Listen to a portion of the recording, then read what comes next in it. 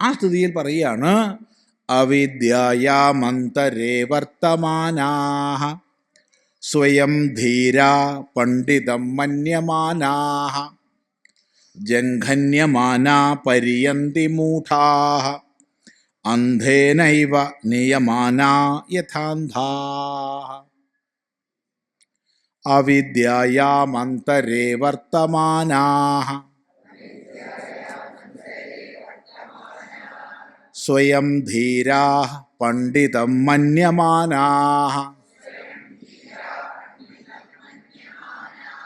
ജംഘന്യമാനാ പര്യന്തി മൂഢാഃ അന്ധേനൈവ നിയമാനാ യഥാന്ധാഃ.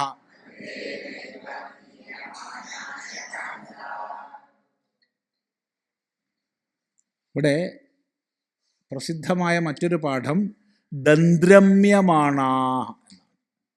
ജംഘന്യമാന എന്നുള്ളിടത്ത് ദന്ത്രമ്യമാണാഃ എന്നും പാഠമുണ്ട്. ഇങ്ങനെ പറയാൻ കാരണം ഈ മന്ത്രം ഇവിടെ മാത്രമുള്ളതല്ല, പല ഉപനിഷത്തുക്കളിൽ ആവർത്തിക്കുന്ന ഒരു മന്ത്രമാണ്. ദന്ത്രമ്യമാണാഃ, ദന്ത്രമ്യമാണാഃ എന്നും പാഠമുണ്ട്. രണ്ടിൻ്റെ അർത്ഥം തന്നെയാണ്. ഇത് പാഠമുണ്ട്. ഇത് പല ഉപനിഷത്തുക്കളിൽ ആവർത്തിക്കുന്ന ഒരു മന്ത്രമാണ്. എന്തായാലും 108 ഉപനിഷത്ത് നോക്കിയാൽ ഒരു 5-6 പ്രാവശ്യമെങ്കിലും ഈ മന്ത്രമാണ്. ഇത്രയും പ്രാവശ്യം ആവർത്തിക്കപ്പെട്ടത്. കൃത്യം എണ്ണി നോക്കിയിട്ടില്ല, കുറേ സ്ഥലത്തുണ്ട്. ദശോപനിഷത്തിലത് പറയില്ല. ഉണ്ടോ? ഇല്ലാന്ന് തോന്നണോ? ഇല്ല, ദശോപനിഷത്തിൽ ഇല്ലാന്ന ഓർമ്മ. അവിദ്യായാം അന്തരേ വർത്തമാനാഃ. ഇവിടെ അവിദ്യായാം എന്ന് പറഞ്ഞാൽ അവിദ്യയിൽ, വർത്തമാനാഃ വർത്തിക്കുന്നവർ, കഴിയുന്നവർ, ജീവിക്കുന്നവർ. അവിദ്യയിൽ കുടുങ്ങി ജീവിക്കുന്നവർ, അവിദ്യയിൽ കഴിയുന്നവർ.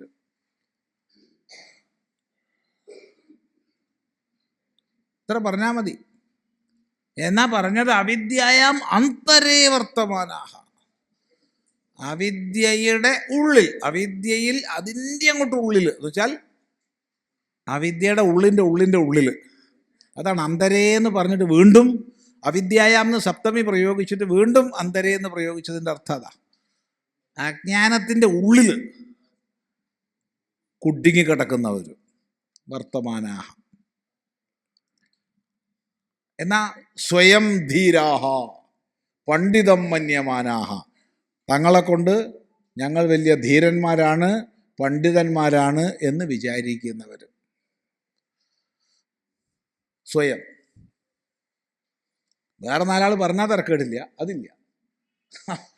സ്വയം ഞാൻ വലിയ പണ്ഡിതനാണ്, ഞാൻ വലിയ ധീരനാണെന്ന് വിചാരിക്കുക. അങ്ങനെയുള്ളവർ. എവിടെയാണ്? അവിദ്യയുടെ ഉള്ളിൽ കുടുങ്ങി കിടക്കുക, പക്ഷെ വിചാരിക്കണത് ധീരനാണ്, പണ്ഡിതനാണെന്നാണ്. അങ്ങനെയുള്ളവർ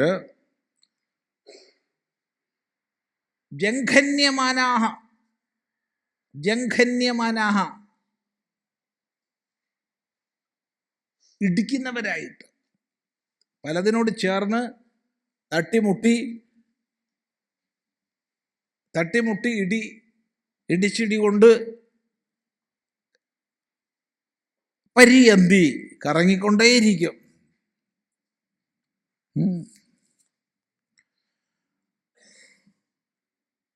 വളരെ ദുഃഖിതരായിട്ട്, ക്ലേശിച്ചിട്ട്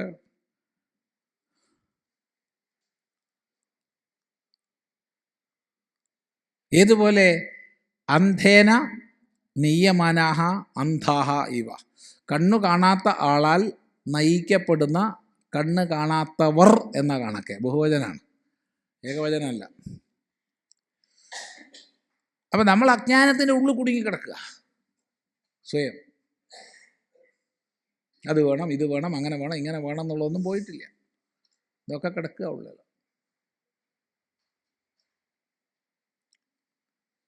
ഇപ്പോഴത്തെ വിജ്ഞാന ദശയിലേക്ക് ഏതെല്ലാം ശത്രുക്കളുണ്ടോ അതൊക്കെ ഉള്ളിൽ കിടക്കുക. അതാണ് അവിദ്യായാം അന്തരേ വർത്തമാനാഹ. അത് വേണം ഇത് വേണം എന്നുള്ള ആഗ്രഹങ്ങൾ എല്ലാം ഉള്ളിൽ കിടക്കുകയാണ്. എന്നാൽ സ്വയം ധീരാഹ വയം ധീരാഹ, ഞങ്ങൾ ധീരന്മാരാണ് എന്ന് വിചാരിക്കുന്നവർ, അന്ധകരണത്തെ മനസ്സിനെ ബുദ്ധിയെയൊക്കെ നല്ല പോലെ നിയന്ത്രിച്ചവരാണ് നമ്മളെന്ന് സ്വയം വിചാരിക്കുന്നു. പണ്ഡിതം മന്യമാനഹ, നമ്മളെപ്പോലെ പണ്ഡിതൻ ആരാ ഉള്ളത് എന്ന് വിചാരിക്കുക. സീതാനന്ദ സ്വാമി എന്ന് കേട്ടില്ലേ? പണ്ഡിതരത്നമാണ്. എന്ത്? അതെ, പണ്ഡിതരത്നം. നിങ്ങൾ എന്താ വിചാരിച്ചു? പണ്ഡിതരത്നമാണ്. ഞാൻ തമാശ പറഞ്ഞല്ല. എന്താ വിചാരിച്ചു? ഞാൻ ഇത്ര ക്ലാസ്സുകൾ എടുത്തിട്ടുണ്ട്, ഇത്ര പുസ്തകങ്ങൾ എഴുതിയിട്ടുണ്ട്, ഇത്ര പ്രഭാഷണങ്ങൾ ചെയ്തിട്ടുണ്ട്. നിങ്ങൾ എന്താ വിചാരിച്ചത്? ഞാൻ അത്ര മോശക്കാരനാണെന്ന് വിചാരിച്ചോ നിങ്ങൾ എന്ന് സ്വയം വിചാരിക്കുകയാണ്. എന്നിട്ട് മറ്റുള്ളവരെ കൊണ്ട് ബഹുമാനിപ്പിക്കാൻ എന്തൊക്കെയാ കാട്ടിക്കൂട്ടുക എന്ന് കണക്കില്ല. അതിനൊക്കെ പല വിദ്യകളും ഉണ്ട്, എന്തൊക്കെ ടെക്നിക്ക് ഉണ്ട് അതിനൊക്കെ. അതൊക്കെ ചെയ്യാണ്.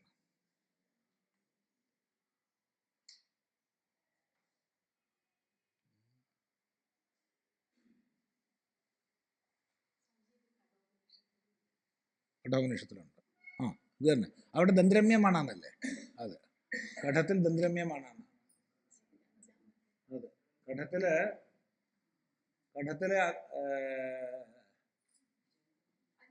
അതെ, അഞ്ചാമത്തെ എന്ന് പറഞ്ഞാൽ ഏതാ? രണ്ടാം വല്ലിയിൽ അഞ്ചാമത്തെ മന്ത്രമായിട്ട് വരുന്നുണ്ട്. അവിടെ ദന്തരമ്യമാണെന്നാണ്. ദന്തരമ്യമാണ്. ഇത് ജംഘന്യമാണ്. അർത്ഥം തന്നെയാണ്. ഇടിക്കുന്നവരായിട്ട്, ക്ലേശിക്കുന്നവരായിട്ട്. അവിടുന്ന് ഇവിടുന്നൊക്കെ ഇടി കിട്ടും, ക്ലേശിക്കും. അങ്ങനെ പര്യന്തി കറങ്ങുന്നു. യന്തി എന്ന് പറഞ്ഞാൽ സഞ്ചരിക്കുന്നു. പര്യന്തി വീണ്ടും വീണ്ടും കറങ്ങിക്കൊണ്ടേയിരിക്കുകയാണ്. ജന്മ മരണ ചക്രത്തിൽ, അല്ലെങ്കിൽ പല പല പല വിഷയമേഖലകളിൽ പലതിലേക്ക് കറങ്ങിക്കൊണ്ടേയിരിക്കുകയാണ്. അതാണ് അവരുടെ അനുഭവം. പക്ഷെ വിചാരിക്കുന്നത് പണ്ഡിതനാണ്, ധീരനാണെന്നാണ്. ഒരിക്കലൊരാളെ കണ്ടു. ഒരു മറക്കാത്ത സമാഗമമായിരുന്നു അത്. ഒരു പുഴയുടെ കരയിൽ നമ്മളുടെ സ്ഥലത്തേക്ക് ഒരു പരിപാടിക്ക് പോവാണ്. തോണിയിൽ മറുകര എത്തി. അപ്പോൾ അവിടെ അദ്ദേഹം പറഞ്ഞു, സ്വാമിക്ക് എന്നെ അറിയായിരിക്കും. ഞാൻ നോക്കിയപ്പോൾ അറിയില്ല എന്ന് പറഞ്ഞാൽ മോശമല്ലേ? അറിയില്ല എന്ന് പറഞ്ഞാൽ മോശം, ആൾക്കൂട്ടത്തിലല്ലേ? അറിയുമെന്ന് പറഞ്ഞാൽ കള്ളത്തരമാണ്. എനിക്കറിയില്ല. അപ്പോൾ ഒന്ന് നോക്കി, അറിയാതിരിക്കാൻ വഴിയില്ല. ഇതൊന്നും മിണ്ടാണ്ടിരുന്നാൽ പോരെ. എന്നാൽ ഞാൻ പരുങ്ങണത് കണ്ടാലെങ്കിലും ഒന്നും മിണ്ടാണ്ടിരിക്കണ്ടേ? അറിയാതിരിക്കാൻ വഴിയില്ല. അപ്പോഴും ഞാനൊന്നും മിണ്ടിയില്ല, ചിരിച്ചു. നമസ്കാരം, നമുക്ക് നടക്കുക. അല്ല, ആയിരക്കണക്കിന് പ്രഭാഷണ വേദികളിൽ ഞാൻ നിറഞ്ഞു നിൽക്കുന്നുണ്ട്. ഗീത ജ്ഞാനയജ്ഞങ്ങൾ അനേകം ചെയ്തിട്ടുണ്ട്, സപ്താഹങ്ങൾ അനേകം ചെയ്തിട്ടുണ്ട്. ഞാൻ വളരെ സന്തോഷം ഇതൊക്കെ കേട്ടതിൽ. എന്തായാലും അങ്ങേ മനസ്സിലായി പറഞ്ഞു. പാവം അദ്ദേഹം ഇപ്പം ഇല്ല കേട്ടോ, മരിച്ചുപോയി. കക്ഷി ഇപ്പം നമ്മളെ കൂടെ ഇല്ല. അതിൻ്റെ എന്നെ അറിയും എന്നുള്ളതാണ്. അതുപോലെ ഞാൻ വിചാരിക്കുക എന്നെ എല്ലാവർക്കും അറിയും, ചിദാനന്ദ സ്വാമിനെ എല്ലാവർക്കും അറിയും. എന്ത് പൊട്ടത്തരാ! ഞാൻ എല്ലാവർക്കും എന്നെ അറിയോ? എങ്ങനെ അറിയാം? കുറേ പേർക്ക് അറിയും, കുറേ പേർക്ക് അറിയില്ല. അപ്പോൾ ഞാൻ എന്നെ തന്നെ വിചാരിക്കാം ഞാൻ വലിയ ധീരനാണല്ലോ എന്ന് സന്ദർഭം വന്നാലേ അറിയുള്ളൂ. സന്ദർഭം വരാണ്ട് എങ്ങനെയാ അറിയുക ധീരനാണോ? എൻ്റെ മനോനിയന്ത്രണം, എൻ്റെ ഇന്ദ്രിയ നിയന്ത്രണം, എൻ്റെ ബുദ്ധിക്കുള്ള നിയന്ത്രണം എത്ര ഉണ്ടെന്ന് അതികഠിനതരമായ രീതിയിൽ അളക്കാനുള്ള സാഹചര്യങ്ങൾ വന്നാലല്ലേ ഞാൻ ധീരനാണോ എന്ന് അറിയുള്ളൂ. അല്ലാണ്ടറിയോ? ഒരിക്കലും മറക്കാത്തൊരനുഭവം പറഞ്ഞുതരാം. ഒരിക്കലും മറക്കാത്തത് രസകരമായൊരനുഭവമാണ്. വർഷങ്ങൾ കുറേ മുമ്പ്, ഈ കഥ നിങ്ങളും കേട്ടിട്ടുണ്ടാവും, ഞാൻ പറഞ്ഞ് മടുത്തതാണ്. പല പ്രഭാഷണ വേദിയിലും ഇവിടെയും പറഞ്ഞിട്ടുണ്ടാവും. കുറേ വർഷം മുമ്പ് നമ്മുടെ പരമപൂജ്യ കാശികാനന്ദഗിരി സ്വാമികൾ ഇവിടെ ഒറ്റപ്പാലത്ത്, നിർമ്മലാനന്ദഗിരി സ്വാമികൾ സ്വാമിജിയെ ചില ചികിത്സയ്ക്കൊക്കെ ആയിട്ട് കൂട്ടിക്കൊണ്ടുവന്ന, അങ്ങനെ ഒറ്റപ്പാലത്ത് താമസിച്ചിരുന്നു കുറച്ച്. അപ്പോൾ കാശികാനന്ദഗിരി സ്വാമി വന്നു എന്ന് കേട്ടപ്പോൾ ഉടനെ കാണണം പോയിട്ട് എന്നാ തരം വീടാച്ചാ നോക്കി. അങ്ങനെ ഒരു ദിവസം അതിനുണ്ടാക്കി നമ്മൾ കുളത്തൂരിൽ നിന്ന് പുറപ്പെട്ടു, ഒറ്റപ്പാലത്ത് വന്നു. അതേ ദിവസമാണ്, അതേ സമയത്താണ് പാലക്കാട് ചിന്മയ മിഷൻ അശേഷാനന്ദ സ്വാമിയും വന്നത്. ഞങ്ങൾ രണ്ടാളും പ്ലാൻ ചെയ്തൊന്നുമല്ല, പക്ഷെ ഒരു സമയത്ത് എത്തിപ്പെട്ടു. ഞങ്ങളൊരു സമയത്ത് എത്തിപ്പെട്ടു. അപ്പോൾ പിന്നെ ഞങ്ങൾ കുശലമൊക്കെ പറഞ്ഞ് ലോഹ്യമൊക്കെ ആയി. അങ്ങനെയാണ് സ്വാമിയുടെ അടുത്തേക്ക് പോണത്. പോയി ദീർഘദണ്ഡ നമസ്കാരമൊക്കെ ചെയ്ത് ഞങ്ങൾ ഇരുന്നു രണ്ടാളും. അപ്പോൾ ഈ കാശികാനന്ദഗിരി സ്വാമി എന്ന് പറഞ്ഞാൽ എൻ്റെ മനസ്സിലുള്ളത് പഴയ കാശികാനന്ദഗിരി സ്വാമിയാണ്. അയ്യോ അടുക്കില്ല, അജാതി സാധന, അടുക്കാൻ പറ്റില്ല. അയ്യോ ആ ഒരു എന്താ പറയേണ്ടത്, ഒരു ഗരിമ എന്ന് പറഞ്ഞാൽ ചിരിക്കൊന്നുമില്ല. ചിരിക്കണ എന്തോ മഹാപരാധ എന്നുള്ള മട്ടിലാണ്. ചിരിക്കണ പ്രശ്നമല്ല. സംസ്കൃതം ഹിന്ദി അല്ലാതെ വേറെ ഒന്നും പറയില്ല, വേറൊരു ഭാഷയും പറയില്ല. അതിനെ ശുദ്ധ പ്രൗഢ സംസ്കൃതമാണ്. അല്ലെങ്കിൽ ഹിന്ദി പറയും, നല്ല സുന്ദരമായ സുഗമമായ ലളിതമായ ഹിന്ദി പറയും. സംസ്കൃതമാണെങ്കിൽ പ്രൗഢ സംസ്കൃതം. അപ്പോൾ പക്ഷെ ആ സ്വാമിജിയൊക്കെ മാറിയിട്ടുണ്ട്. എൻ്റെ മനസ്സിലുള്ള കാശികാനന്ദഗിരി സ്വാമി അല്ല. അദ്ദേഹം വളരെ പ്രായമായപ്പോൾ കുട്ടികളെപ്പോലെ സരളനായിട്ടുണ്ട്. ഞങ്ങളോട് ചിരിച്ചു, ഹൈ ചായ കുടിക്കാൻ പറഞ്ഞു. അതൊന്നും ഒരിക്കലും ഉണ്ടാവില്ല പണ്ടാണിച്ചാൽ. ചായ കുടിക്കണം, വെള്ളം കുടിക്കാൻ പറയില്ല, പിന്നല്ലേ. അങ്ങനെയായിരുന്നു. സത്യം പറയുക, അടുത്ത് പോകാൻ നമുക്ക് പേടിയാവും. അത്രയൊരു ആ പാണ്ഡിത്യത്തിൻ്റെ ഒരു എന്താ പറയേണ്ടത്, മറ്റാരെയും നിന്ദിക്കൊന്നുമല്ല, ആ ഒരു ഗരിമയിൽ നമുക്ക് ചെല്ലാൻ പേടിയാവും. അതാണ്. ഇതൊന്നുമില്ല, വളരെ സരളനായിട്ട് ഇരിക്കുന്നുണ്ട്. ഏതായാലും ഞങ്ങൾ നമസ്കരിച്ചു. അപ്പോൾ പേരൊക്കെ പറഞ്ഞ് പരിചയപ്പെടുത്തി. സ്വാമിക്ക് ഓർമ്മ ഉണ്ടാവില്ലല്ലോ, എങ്ങനെയാണ് ഓർമ്മ ഉണ്ടാവുക ഞങ്ങളെയൊക്കെ. അപ്പോൾ ഞാൻ അങ്ങനെ ചിദാനന്ദപുരി സ്വാമിയാണ്, ഞാൻ അശേഷാനന്ദ സ്വാമിയാണ് ഒക്കെ പറഞ്ഞ് പരിചയപ്പെടുത്തി. സ്വാമി ഉടനെ ചോദിച്ചു, കേരളത്തിലെ ഏറ്റവും വലിയ വിദ്വാൻ ആരാണെന്ന് ചോദിച്ചു. അപ്പോൾ അശേഷാനന്ദ സ്വാമി എൻ്റെ മുഖത്ത് നോക്കിയിട്ട് കണ്ണുകൊണ്ട് ഇങ്ങനെ സ്വാമി പറയും, ഞാൻ അശേഷാനന്ദ സ്വാമിൻ്റെ മുഖത്ത് നോക്കിയിട്ട് കണ്ണുകൊണ്ട് ഇങ്ങനെ പറയുമെന്ന്. എന്താ ചെയ്യുക, വലിയ വിഷമാണ്. എങ്ങനെ പറയുക? പെട്ടെന്ന് എനിക്കൊരു ബുദ്ധി തോന്നി. സ്വാമിജി ഏത് വിഷയത്തിൽ, സ്വാമിജി ഇന്നതിൽ വിദ്വാൻ എന്ന് പറഞ്ഞിട്ടില്ല. കേൾക്കി സബ്സെ ബഡാ വിദ്വാൻ കോൻ ഹെ എന്നാണ് ചോദിച്ചു. അപ്പോൾ ന്യായശാസ്ത്രമേന്ന്, ന്യായത്തിൽ ആരാണ്? ഞാൻ ഒട്ടും സംശയിച്ചില്ല. പറഞ്ഞ തെറ്റോ ശരിയോ എന്നൊന്നും ആലോചിച്ചിട്ടില്ല. ഞാൻ പറഞ്ഞു, പ്രൊഫസർ വാസുദേവൻ പോറ്റി ആയിരിക്കും. പ്രൊഫസർ വാസുദേവൻ പോറ്റി ആണെന്ന് ഞാൻ പറഞ്ഞിട്ടില്ല, ആയിരിക്കും. എനിക്കെങ്ങനെയാ അറിയുക ആണെന്ന്? ആയിരിക്കും. അന്ന് പ്രൊഫസർ വാസുദേവൻ പോറ്റി ജീവനോടുള്ള കാലമാണ്. Professor doctor R Vasudevan Potti ഉള്ള കാലമാണ്. ഇപ്പം വാസുദേവൻ പോറ്റിയും ഇല്ല, കാശികാനന്ദ സ്വാമിയും ഇല്ല. അപ്പം ഞാനും അശേഷാനന്ദ സ്വാമിയേ ഉള്ളൂ ഈ പറഞ്ഞതിൽ. ഓട്ടന അടുത്ത ചോദ്യം വേദാന്തുമേന്ന്. അയ്യോ പട്ടല്ലോ. പക്ഷെ സ്വാമിജിയുടെ ചിരിയും ലാളിത്യവും ഒക്കെ കണ്ടപ്പോൾ പറയാനുള്ളൊരു ധൈര്യം വന്നു. പണ്ടാണ് എനിക്ക് പറയാൻ ധൈര്യം ഉണ്ടാവില്ല, ഉറപ്പാണ്. കാരണം ഞാൻ അനുഭവിച്ചതാണ് പണ്ട്, അതുകൊണ്ടാണ്. പണ്ട് അനുഭവിച്ചതാണ്. അടുത്ത് പോകാൻ ധൈര്യമല്ല, പിന്നെയല്ലേ മിണ്ടാൻ ധൈര്യം. അപ്പോൾ ആ ഒരു സരളഭാവം മനസ്സിലാക്കിക്കൊണ്ട് ഞാൻ പറഞ്ഞു, വേദാന്തത്തിൽ ഞാനാണ് ഏറ്റവും വലിയ പണ്ഡിതൻ. എൻ്റെ അഭിപ്രായത്തിൽ സ്വാമിജിയാണ് ഏറ്റവും വലിയ പണ്ഡിതൻ, സ്വാമിജിയുടെ അഭിപ്രായത്തിൽ. ഒട്ടനെ സ്വാമിജി ചിരിച്ചു ചോദിച്ചു, കൈസേ ഹോ സക്താ ഹൈ, ഇതെങ്ങനത് ശരിയാവും? ഞാൻ പറഞ്ഞു, പരീക്ഷ നഹി ഹൈ,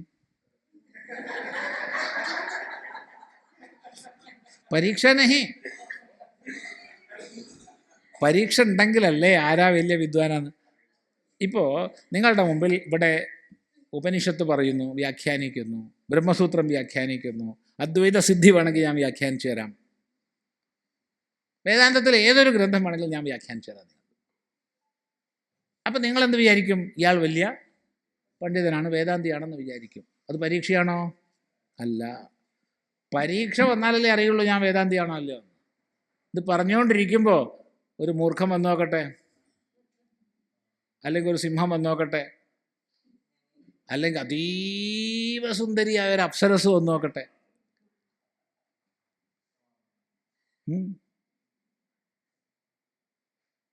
അല്ലെങ്കിൽ എന്നെ കൊല്ലാൻ ആരെങ്കിലും വന്നു നോക്കട്ടെ, അപ്പം കാണാൻ ഞാൻ വേദാന്തിയാണോ അല്ലയോ. അല്ലാണ്ട് എങ്ങനെയാ കാണുക? പരീക്ഷ വേണ്ടേ? ഇപ്പം നമ്മളൊരു സമൂഹത്തിലൊരു എസ്റ്റാബ്ലിഷ്ഡ് ആയി കഴിഞ്ഞാൽ പിന്നെ പരീക്ഷ ഉണ്ടാവില്ല. ഇപ്പം 1990 കേരളത്തിൽ ഈ വേദാന്ത ധാർമ്മിക പ്രവർത്തനം തുടങ്ങുന്ന കാലത്ത് 1-2 കൊല്ലമൊക്കെ പരീക്ഷകൾ കുറേ ഉണ്ടാവും. പിന്നെ ചിദാനന്ദപുരി സ്വാമിയല്ലേ, പിന്നെ വിദ്വാനാണ്, വളരെ ഗഹനങ്ങളായ ആശയങ്ങൾ ലളിതമായിട്ട് പറഞ്ഞു തരുന്ന ആളാണെന്നൊക്കെ പറഞ്ഞ് സർട്ടിഫിക്കറ്റ് കിട്ടിക്കഴിഞ്ഞാൽ പിന്നെന്ത് പരീക്ഷ, പിന്നെ എന്ത് തട്ടിപ്പും ചെയ്തൂടെ?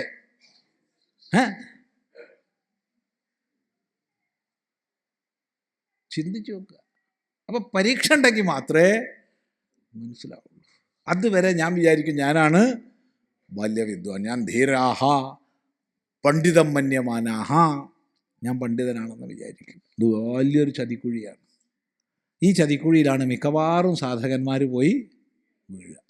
അവിടെ കിടക്കും. കാരണം 4 പേര് നമസ്കരിക്കാനും 10 പേര് ദക്ഷിണ തരാനും ഉണ്ടെങ്കിൽ നമ്മൾ മയങ്ങിപ്പോവും. പിന്നെ നമുക്കൊന്നും മനസ്സിലാവില്ല.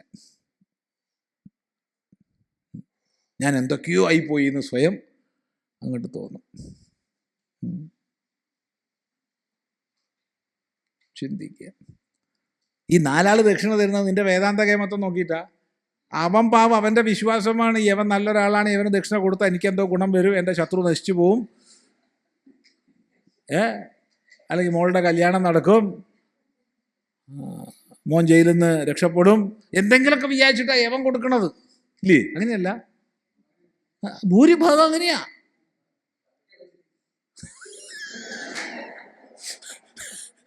അതെ, അതാണ് ശ്രദ്ധിക്കുക. പിന്നെ കുറച്ച് പേരും പ്രശസ്തിയും സമൂഹത്തിൽ വന്നു കഴിഞ്ഞാൽ അവരെ നമസ്കരിക്കാൻ ഒരുപാട് പേരുണ്ടാവും.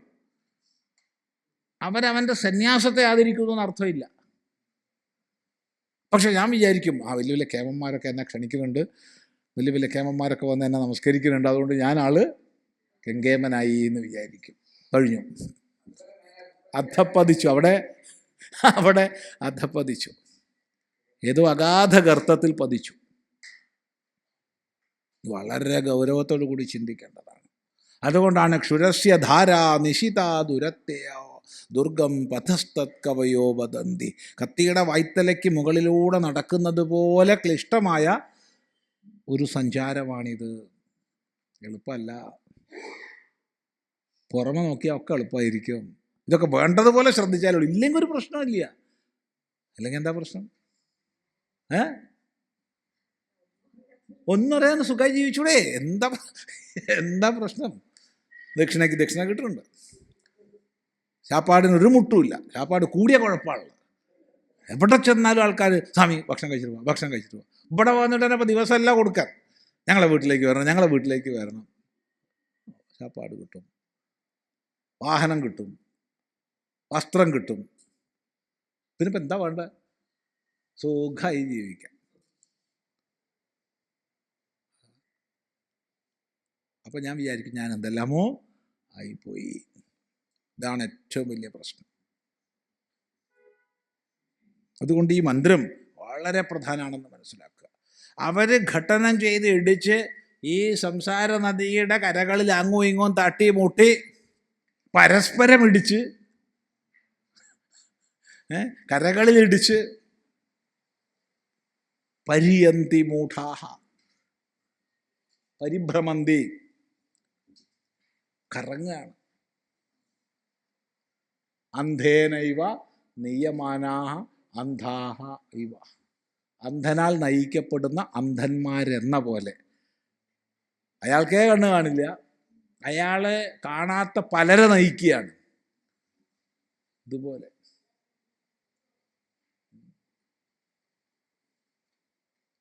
വളരെ ഗൗരവമായിട്ട് കാണേണ്ടതാണ്. അപ്പോൾ ബ്രഹ്മലോക പര്യന്തം എത്തിച്ചേരുന്ന കർമ്മഗതിയെ, ഇതാണ് ഏറ്റവും സർവോത്കൃഷ്ടമെന്ന് അഭിനന്ദിക്കുന്നവരെയാണ് ഇവിടെ പറഞ്ഞിട്ടുള്ളത്. അതാണല്ലോ തൊട്ട് മുൻ ശ്ലോകം, മുൻ മന്ത്രം. അതുമായിട്ട് കൂട്ടി ഘടിപ്പിച്ചാൽ ബ്രഹ്മലോക പര്യന്തമുള്ള കർമ്മഗതിയെ സർവോത്കൃഷ്ടമെന്ന് അഭിനന്ദിക്കുന്നവരെയാണ് ഇവിടെ വരച്ചു കാണിക്കുന്നത്. എന്നാൽ ഇത് ഉപലക്ഷണാർത്ഥത്തിലെടുത്ത് അവിദ്യയിൽ മുങ്ങിയിരിക്കുന്ന ആരെക്കുറിച്ചും പറയാം. കാരണം അന്ധന്തമ പ്രവിശന്തിയേ അവിദ്യാം ഉപാസത്തെ തത്തോ ഭൂയ ഇവതേ തമോ യ വിദ്യായാം രതാഹ എന്ന് ഉപനിഷത്ത് ആവർത്തിച്ച് പറയുന്നുണ്ട്.